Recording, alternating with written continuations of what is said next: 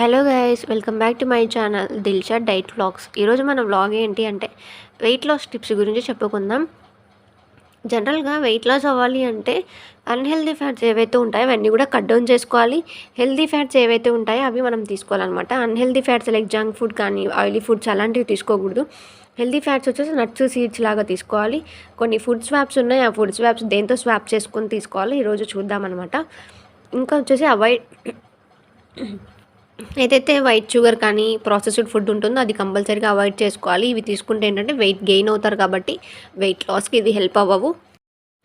ఇంకా ఏదైతే white versions ఉంటాయో, తెల్లని పదార్థాలు ఏవైతే ఉంటాయో అవి తీసుకోకూడదు. ఫైబర్ కంటెంట్ వేటిలో అయితే ఎక్కువ ఉంటుందో లైక్ మిల్లెట్స్లో ఉంటుంది కాబట్టి అలాంటివి తీసుకోవాలన్నమాట. ఇంకా హై షుగర్స్ని మనం ఫ్రూట్స్, నట్స్తో స్వాప్ చేసుకొని తీసుకోవాలన్నమాట. హెల్దీ ఫ్రూట్స్, నట్స్ కానీ సీడ్స్ కానీ వీటితో స్వాప్ చేసుకొని తీసుకోవాలి. ఫ్రూట్ జ్యూసెస్ కాకుండా స్మూతీస్తో స్వాప్ చేసుకొని తీసుకోవాలన్నమాట. స్మూతీస్లో వాటర్ కానీ మిల్క్ కానీ యాడ్ చేసుకొని తీసుకోవాలి. ఇంకా వచ్చేసి ప్రోటీన్ ఇంటేక్ అనేది కంపల్సరీగా హైలో ఉండాలి. లైక్ ఎగ్స్ కానీ, ఫిష్ కానీ, నట్స్ కానీ, బాదం కానీ ఇలాంటివి తీసుకోవాలన్నమాట. వీటన్నింటిలో కూడా ప్రోటీన్ అనేది హైగా ఉంటుంది.